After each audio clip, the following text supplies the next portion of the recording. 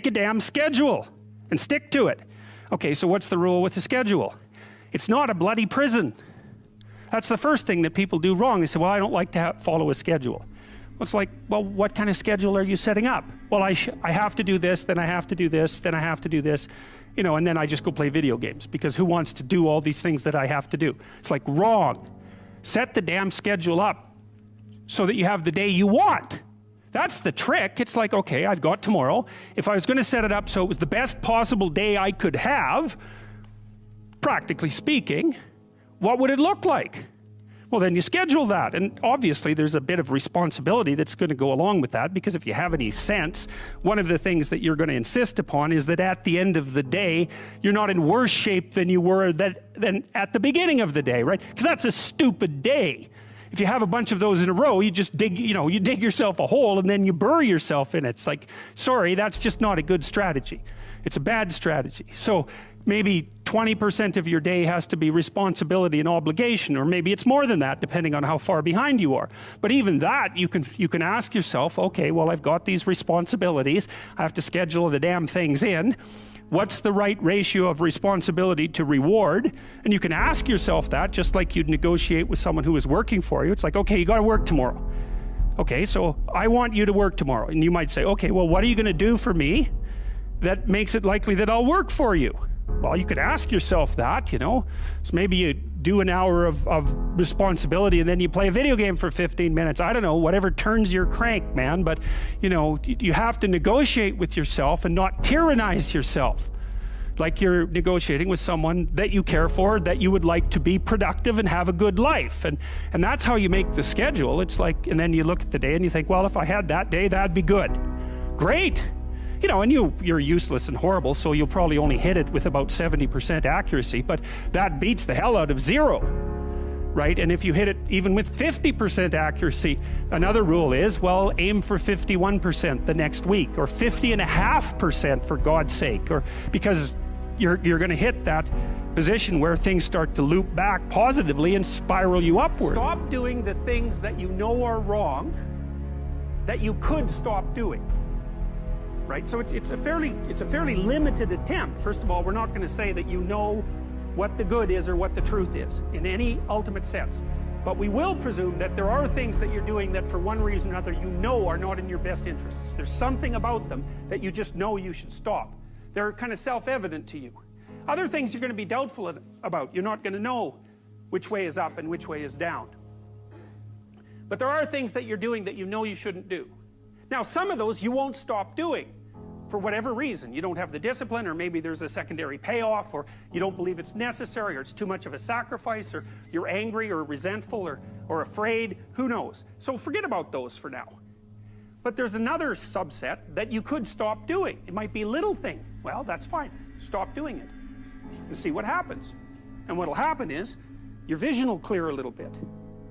And then something else will pop up in your field of apprehension that you will also know you should stop doing, and that you could stop doing, because you strengthened yourself a bit by stopping doing the particular stupid thing that you were doing before. That just puts you together a little bit more. And you could do that repeatedly for an indefinite period of time. And you know, that doesn't necessarily mean that you're going to ever be able to formulate a clear and final picture of what constitutes the truth and the good. But it does mean that you'll be able to continually move away from what's untruth and what's bad. And, you know, that's not a bad start. You know, I can't sleep at night because I'm thinking about something, and usually what I'll do is go write it down. I have some writing to do, so I get up and I go write down what I'm thinking, and that usually does the trick. But because I had been playing with YouTube, I thought, well, I'll try making a YouTube video and telling people what I'm thinking about, and see if that performs the same function as writing. And to me, the function of writing, well, it's twofold. One is conceivably to communicate with people, although the fundamental purpose for me is to clarify my thoughts so that I know to, you know, because if something is disturbing you, what that means is that it needs to be articulated, it's the emergence of unexplored territory, something that disturbs you. That's the right way to think about it. It's unmapped territory that's manifesting itself. It's like a vista of threat and possibility, and you need to articulate a path through it. And so that's what I was doing. It's like I was thinking, well, this is bothering me, and this seems to be why, and here's what I think is going on, and so I made the videos, and in some sense I didn't think anything more of it. You don't have to necessarily have done anything wrong for things to get completely out of control. It's a terrifying doctrine, but it's not a hopeless doctrine, because it still says that there's a way forward, there's a pathway forward, and the pathway forward is to adopt a mode of being that has some nobility, so that you can tolerate yourself and perhaps even have some respect for yourself as someone who's capable of standing up in the face of that terrible vulnerability and suffering, and that the pathway forward, as far as the existentialists are concerned, is by, well, certainly by the avoidance of deceit, particularly in language, but also by the adoption of responsibility for the conditions of existence and some attempt on your part to actually rectify them. And the thing that's so interesting about that is, well, two, as far as I'm concerned, and some of this is from clinical experience. You know, if you take people, and I've told you this, and you expose them voluntarily to things that they are avoiding and are afraid of, you know, that they know they need to overcome in order to meet their goals, their self-defined goals. If you can teach people to stand up in the face of the things they're afraid of, they get stronger. And you don't know what the upper limits to that are, because you might ask yourself, like, if for 10 years, if you didn't avoid doing what you knew you needed to do, by your own definitions, right, within the value structure that you've created, to the degree that you've done that, what would you be like? Well, you know, there are remarkable people who come into the world from time to time, and there are people who do find out over decades-long periods what they could be like if they were who they were, if they spoke their being forward. And they get stronger and stronger and stronger, and we don't know the limits to that. We do not know the limits to that. And so you could say, well, in part, perhaps the reason that you're suffering unbearably can be left at your feet, because you're not everything you could be, and you know it. And of course, that's a terrible thing to admit, and it's a terrible thing to consider, but there's real promise in it, right? Because it means that perhaps there's another way that you could look at the world, and another way that you could act in the world, so what it would reflect back to you would be much better than what it reflects back to you now. My experience is with people that we're probably running at about 51% of our capacity. Something, I mean, you can think about this yourselves. I often ask undergraduates how many hours a day you waste, or how many hours a week you waste, and the classic answer is something like 4 to 6 hours a day.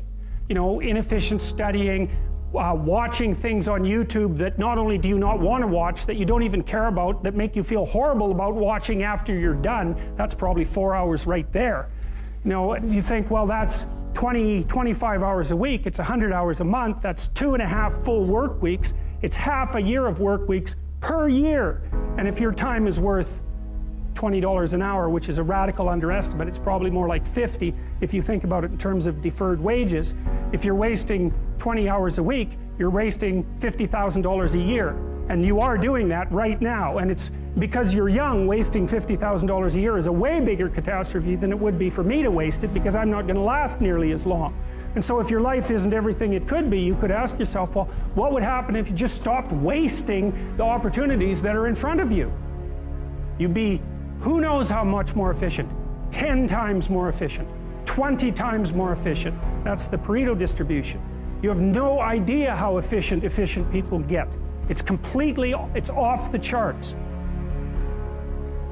Well, and if we all got our act together collectively and stopped making things worse, because that's another thing people do all the time, not only do they not do what they should to make things better, they actively attempt to make things worse because they're spiteful or resentful or arrogant or deceitful or homicidal or genocidal, or all of those things all bundled together in an absolutely pathological package.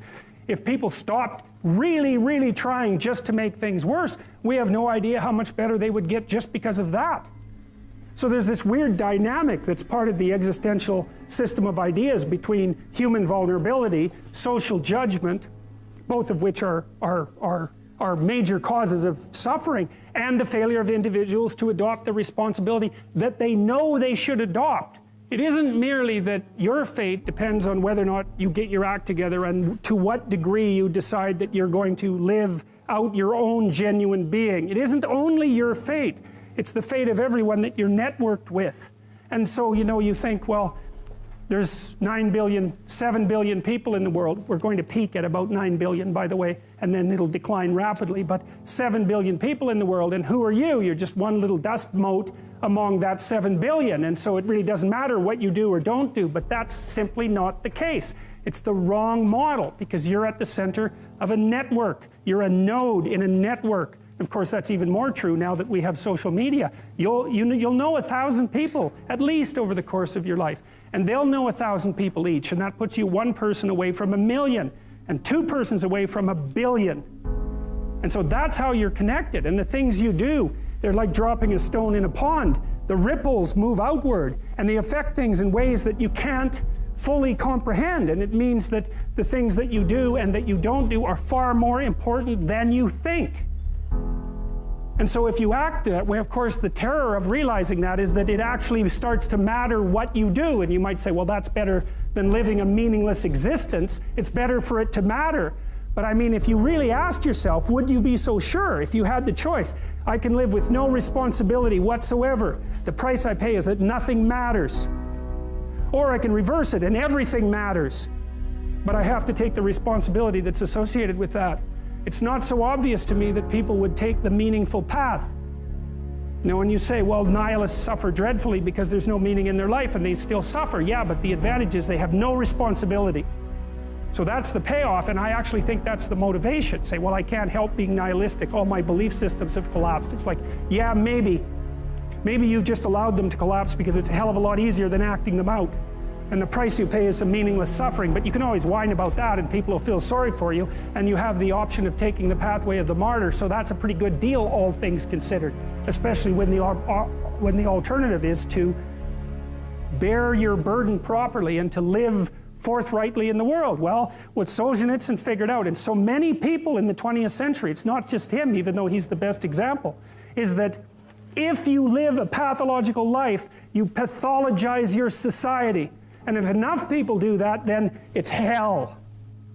Really, really. And you can read the Gulag Archipelago if you have the fortitude to do that, and you'll see exactly what hell is like. And then you can decide if that's a place you'd like to visit, or even more importantly, if it's a place you'd like to visit and take all your family and friends, because that's what happened in the 20th century. I started to pay very careful attention to what I was saying. I don't know if that happened voluntarily or involuntarily, but I could feel a sort of split developing in my psyche, and the split, and I've actually had students tell me the same thing that has happened to them after they've listened to some of the material that I've been describing to all of you. But I split into two, let's say, and one part was let's say the old me that was talking a lot and that liked to argue and that liked ideas. And there was another part that was watching that part, like just with its eyes open and neutrally judging. And the part that was neutrally judging was watching the part that was talking and going, that isn't your idea. You don't really believe that.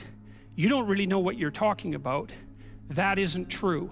And I thought, that's really interesting. So now and that was happening to like 95% of what I was saying. And so then I didn't really know what to do. I thought, okay, this is strange. So maybe I've fragmented, and that's just not a good thing at all. I mean, it wasn't like I was hearing voices or anything like that. I mean, it wasn't like that. It was, well, people have multiple parts. So then I had this weird conundrum. It was like, well, which of these two things are me? Is it the part that's listening and saying, no, that's rubbish, that's a lie, you're doing that to impress people, you're just trying to win the argument, you know?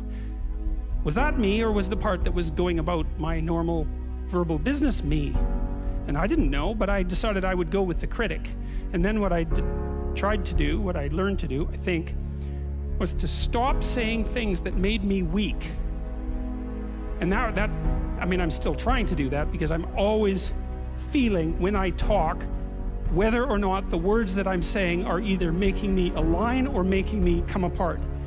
And I think the alignment, I really do think the alignment I think alignment is the right way of conceptualizing it, because I think if you say things that are as true as you can say them, let's say, then they come out of the depths inside of you. Because we don't know where thoughts come from. We don't know how far down into your substructure the thoughts emerge. We don't know what processes of physiological alignment are necessary for you to speak from the core of your being. We don't understand any of that. We don't even conceptualize that, but I believe that you can feel that. And I learned some of that from reading Carl Rogers, by the way, who's a great clinician, because he talked about mental health in part as the coherence between the spiritual or the abstract and the physical, that the two things were aligned. And there's a lot of idea of alignment in psychoanalytic and clinical thinking. But anyways, I decided that I would start practicing not saying things that would make me weak. And what happened was that I had to stop saying almost everything that I was saying. I would say 95% of it.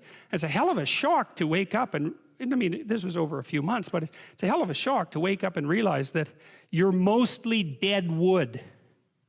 It's a shock, you know, and you might think, well, do you really want all of that to burn off? It's like, well, there's nothing left but a little husk, 5% of you. It's like, well, if that 5% is solid, then maybe that's exactly what you want to have happen.